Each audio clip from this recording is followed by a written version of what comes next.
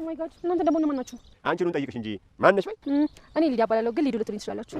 ሊዲያ በጣም ቆንጆ ነች። ቆይ የማን ልጅ ነሽ? የማሚ ነኝ ዳዲ። ዳዲ ነኝ። አንድ ግግሩ አይደል?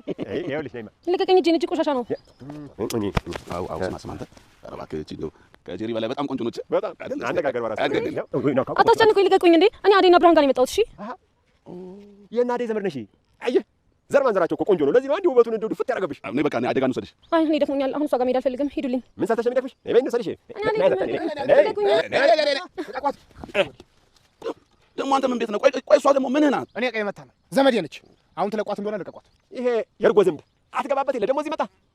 ቆይ እኔ የምለው አንተ አንዴ ጄሪ ጋር አንዴ ብርሃን ጋር አንዴ አስካሉ ጋር አንዴ ምንድን ነው እንዲህ የምታነካካው? አገባ አሁን ትሄዳለህ አትሄድም ብዬ ነው የምጠላህ። አይ የምትል ከሆነ እግርህን ብዬ ነው የምጠላህ።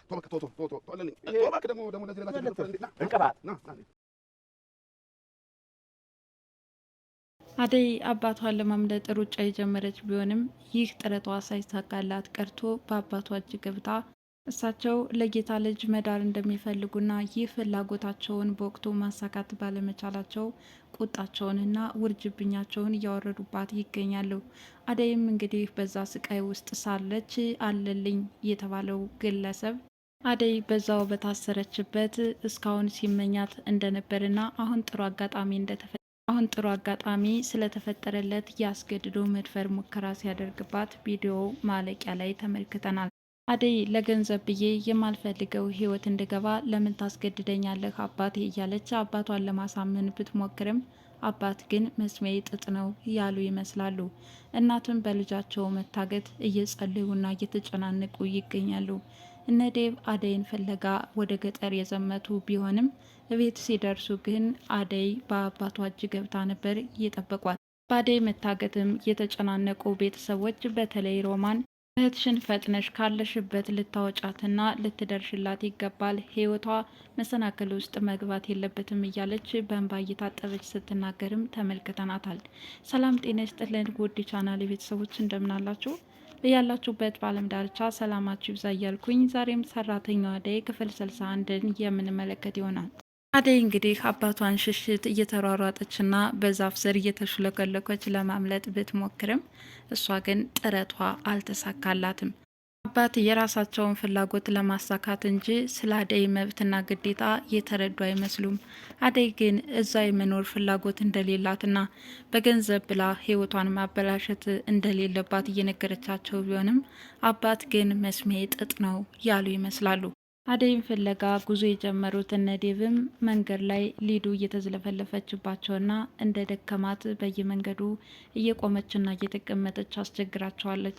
ታዲያ ያልደከመው የለም ትጓዥ እንደው ተጓዥ በማለት የጀመሩትን ጉዞ መቀጠል እንዳለባቸው እየነገራት ነበረ። ቀበጧ ሊዲያ ግን የማታውቀውን ጋራና ሸንተረር መውረድና መውጣት ከምንም በላይ ያስጨንቋታል። ታዲያ ቀበጧ ስትቅበጠበጥም እዚህ ጋር ቆንጆ እየተራቡ ጅቦች አሉ በማለትም ያስፈራሯታል። በዚህ የተደናገጠችው ሊዲያም በየመንገዱ መቆሟን ትታ መንገዷን ትቀጥላለች። ፍቅርና ቤዛም ቤት ውስጥ ጭቅጭቃቸውን ቀጥለዋል። አንቺ ተራ የቤት ሰራተኛ ነሽ በማለት ቤዛን እያቃጠለቻት ነበረ። በንግግሯ የተናደደችው ቤዛም ፍቅርን በጥፊ ደረገመቻት። ጩኸታቸውን ሰምታ የተከሰተችው እናትም ምን እንደሆኑ ስትጠይቅ እማዬ ሰራተኛ ብለን የቀጠርናት ሴት ኃይለኛ የሆነ ጋኔል አለባት፣ ከቤታችን ካላስወጣናት በእንቅልፍ ልባችን እየመጣች ትጨርሰናለች በማለትም ለእናት ትነግራታለች። እማዬ የነገርኩሽን ካልሰማሽና ቤዛን ከቤታችን ካላስወጣሻት እኔ ወደ አባቴ ቤት ሄዳለሁ በማለት መረር ያለ ንግግር እንግዲህ ለእናት ትናገራለች። እናትም የልጅ ነገር ሆነባትና ግዴታ ቤዛን ማባረር ስለነበረባት ቤዛን ውጭ በማለት ታስወጣታለች። ቤዛም ሻንጣዋን ጠቅላ ከነ ኤላ ጋራ ኑሮዬን ጀምራለሁ በማለት እንግዲህ ወደ እነሱ ነበር የሄደችው። ከዛም ስትሄድ ለምለም በጥሩ ፊት አልነበር የተቀበለቻት። ምን ልታደርጊ ነው ሻንጣሽን ጠቅለሽ የመጣሽው? ምን አይነት ደፋር ነሽ? ምንስ አስበሽ ነው በማለት እንግዲህ ለምለም ገጥማታለች። እናትም አባት ከአደይ ስለደረሱባትና እያንገላቱ ስለወሰዷት ወይኔ ልጄ የት ነው የሚያደርሳት? እንዴት አድርጓት ይሆን እያሉ ወገባቸውን ታጥቀው ማልቀሳቸውን ተያይዘውታል። አሸናፊም እናትን እንዲታገሱ አሁን ካሉበት ስሜታቸው እንዲረጋጉ ለማድረግ እየሞከረ ነበረ። እንግዲህ እናት ወገባቸውን ታጥቀው እያለቀሱ ባሉበት ሰዓት ነበረ እነ ሊዱ ተሰብስበው ወደ ቤት የተከሰቱት። እናንተ ልጆች ግን ምን ልታደርጉ መጣችሁ? በማለትም ጠይቀዋቸው ነበረ።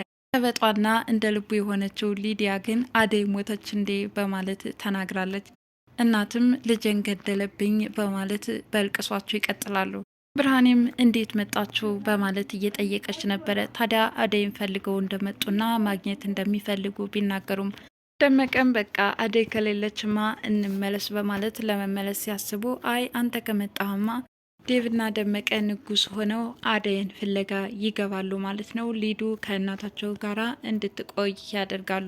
ሊዲያም በባህሪዋ ቀበጥ ናትና ከብርሃኔ ጋራ መስማማት አልቻሉም። የአደይ እናትም ሊዲያ ሱሪዋን ቀይራ ቀሚስ መልበስ እንዳለባት ብትነግራትም ሊዱ ግን በዚህ ነገር መስማማት አልቻለችም።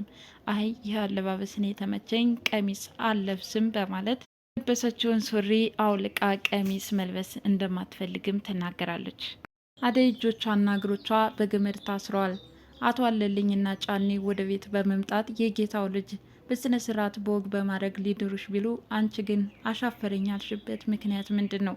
ወይስ ከከተማ አፍቅረሻል ማለት ነው? እያሉ በጥያቄም ሲያጣድፏት ነበር። አደይ ግን ምንም አይነት ምላሽ እየሰጠቻቸው አልነበረም። ታዲያ አቶ አለልኝና ጫኔ በአደይ ውበት ሲደመሙና ሲደነቁ ነበር። ታዲያ በዚህ ሁኔታ እያሉ እንግዲህ አባት ይመጣሉ። አለልኝና ጫኔም ወደ ውጭ ሲወጡ አንቺ ከንቱ እኔ በወግ በማድረግ ልድርሽ ስል አንቺ ግን ይህንን አሻፈረኝ በማለት ለምንድን ነው የሸፈትሽው እያሉ እየተናገሯት ነው። አደይም ለገንዘብ ብላ እንደዛ አይነት ህይወት መመስረት እንደማትፈልግ ትናገራለች። ደግሞ ብለሽ ብለሽ መልስ ትመልሽልኛለሽ በማለት እሳቸውም በቁጣና በንዴት ሲናገሯት ነበር። አደይም በእንባ እየታጠበች አግብቶ የፈታ ባል እንደማትፈልግ ብትናገርም የጌታ ልጅ እኮ ነው ለምንድን ነው እሺ የማትየው በማለት የእርሳቸውን ፍቃድ መቀበል እንዳለባት እየተናገሩና በጥፊ እየመቷትም ይገኛሉ። አባዬ ግን ነገ ትዳር ይዤ ፈትቼ እንድንከራተት ነው ወይ የምትፈልገው በማለት ጥያቄዋን ብታስከትልም ቢፈታሽስ ምን ችግር አለው ልጅሽ ንብረትሽ ይሆናል በማለትም አላስፈላጊ ቃላት ሲናገሯት ነበር። እንግዲህ አባት ፍላጎታቸውን አደይ ላይ እየጫኑ ይገኛሉ። እንግዲህ የእሳቸው ፍላጎት የጌታ ልጅ ስለሆነ ሀብት ንብረቱን ትወርሻለሽ የሚል ሀሳብ አላቸው። አደይ ግን መቼም ቢሆን በአንተ ሀሳብ ልትቀርጸኝ አትሞክርም፣ እኔ የራሴን ህይወት ልኑርበት ልቀቀኝና ከዚህ በማለት እየለመነቻቸው ቢገኙም መቼም ቢሆን አለቅሽም፣ አሁን እሺ በይኝና ድል አድርጌ ልዳርሽ፣ ካለበለዛ የማደርገውን አደርጋለሁ እያሉ የዛቱና እየፎከሩባት ይገኛሉ። አንተ መቼም ቢሆን አባት አይደለህም በማለት አደይም እንግዲህ መረር ያለ ነገር አባቷን ተናግራቸዋለች። እሳቸውም እጃቸውን ለጥፊ አንስተው አደይን በጥፊ ሲመቷት ነበር። በፍለጋ ያሉት እነ ደመቀና እነ ዴብም አደይን ለማንም መዳር አይችልም በማለት ዴብም እየዛተ ነበር። ዴቭን ንግግር ተከትሎም ደመቀ ወንድ ማለት እንደዚህ ነው፣ አንተ ግን ልፍስፍስ ነህ በማለት ንጉስን ይናገረዋል። ታዲያ ሳትሄድ ነበረ ይህንን ነገር ማድረግ የምትችለው ለምን አልተቆጣጠራትም በማለትም እርስ በርሳቸውም ሲጨቃጨቁ ነበረ። አንዳንዴም ደግሞ ነገር ከለኮሰ በኋላ ደመቀ ዳኛ የሚሆነው ነገር በጣም ነው የሚያስቀው። ለምለም ቤዛን ስለተጠራጠረቻት የመጣችበት የራሷ የሆነ አላማ አላት እንጂ ካለዛ እንዴት ሊሆን ይችላል እያለች ነው። እንግዲህ ባርኮት እናቷን ለመታወቅ አቅጣጫ ብትጠቁመውም እዛ ከደረሰ በኋላ እናቷን የሚያውቃት ሰው አቶ ባርኮት እየተንከራተተ ነው። በዚህ ሁኔታ ስለ ቤዛ እያወሩ ባሉበት ሰዓት ነበረ በራ አንኳኩታ ወደ ቤታቸው የተከሰተችው። ለምለምም ሰይጣን ሲጠሩት ይመጣል፣ ስራሽን ማን እየሰራልሽ ነው ወደ ቤት የመጣሽው በማለትም ትላከፋታለች። ቤዛም ምን አርሻ አንቺ በማለት እንግዲህ ሁለታቸው ጭቅጭቅ ይጀምራሉ። ታዲያ መሄጃ እንደሌላትና ባርኮት ከቤት ስለሌለ ባርኮት እስከሚመጣ ድረስ ከሌላ መቆየት እንዳለበት ትነግራቸዋለች። ለምለም በሁኔታው ደስተኛ ባትሆንም ኤላ ግን እስከፈለገች ድረስ መቆየት ትችላለች በማለት ፈቃደኛ ይሆናል። ነገር ግን ከለምለም ጋራ አንድ ላፊ ቃል ስትነጋገሩ እንዳልሰማ በማለትም ያስጠነቅቃታል። ነገር ግን ከለምለም ጋራ መስማማት አልቻሉም። እንዴት ነው ቤዛ እዚህ እንድትቆይ ፈቃደኛ የምትሆነው? በጭራሽ ከሷ ጋራ መስማማት አንችልም። ከአሁኑ ጀምሮ እንዴት እንደምትናገረኝ እያያት አይደለም በማለት ሁለታቸው እንግዲህ ጭቅጭቅ ይጀምራሉ። ኤላም የሁለታቸውን ጭቅጭቅ ላለመስማት ሲል ተናዶ ቤቱን ለቆ ይወጣል። ውሃ ጠማኝ ውሃ ስጭኝ ስትል የነበረው ሊዲያም ወንዝ ከወረደች በኋላ የወንዝ ውሃ እንድትጠጣ ብርሃኔ ብትጠይቃትም ቆሻሻዋ እንዴት ነው መጠጣው በማለት መጠጣት እንደማትፈልግ ትናገራለች። ፍቅርም ፌስቡክ ላይ ሊዲያ በፖስተችው ፎቶ ስለተመለከተች ተናዳ ለእናቷ እያሳየቻት ነበረ። እነሱ እንደዚህ ገጠር ሂደው ፈታ እያሉ ነው፣ እኔ ግን እዚህ ብቻዬን እያለች እናትም ሊዝናኑ ሳይሆን አደይን ሊያመጡ እንደሆነ ይናገራሉ። በሌላ በኩል የአደይ አጋቾች ልጃገረዷን ከተማ አስረክበው ይሆን ወይስ እስካሁን እስከ ክብሯ ተቀምጣ ይሆን በማለት መቀጣጠባቸውን ተያይዘውታል። ታዲያ አቶ ጫኔ የሚባለው ሰው ወደ ውጭ እንዲወጣ ይሆናል። አለልኝና አደይ እዛው የታገተችበት ቦታ ብቻቸውን ናቸው። እነ ዴቭም አደይ የታገተችበትን ቤት በቅርብ ርቀት እየተከታተሉና ከዚህ ናት በጥንቃቄ መግባት ይኖርብናል እያሉ ነገሮችን በጥንቃቄ ማስኬድ እንዳለባቸው እየተመካከሩ ሳለ ከኋላቸው አቶ ጫኔ ይመጣባቸዋል። ዴቭና ደመቀ ሩጠው ሲያመልጡ ዴቭ ግን የአቶ ጫኔ በትር ደርሶበታል። ብርሃኔም እህቴ አሁን በምን አይነት ሁኔታ ይሆን ያለሽው በማለት በመጨናነቅ ላይ ናት። ልልኝም ሆነ ጫኔ ካገኙት ሴት ጋራ መተኛት ነው የሚያምራቸው፣ የሮማን እጣ ፈንታ እንዳይገጥማት እንጂ በማለት ስጋቷንም ትገልጻለች። አይዞሽ እህቴ ከሷ ፍላጎት ውጭ ምንም አይነት የሚሆን ነገር የለም በማለት አሸናፊም እህቷን ሲያጽናናት ነበር።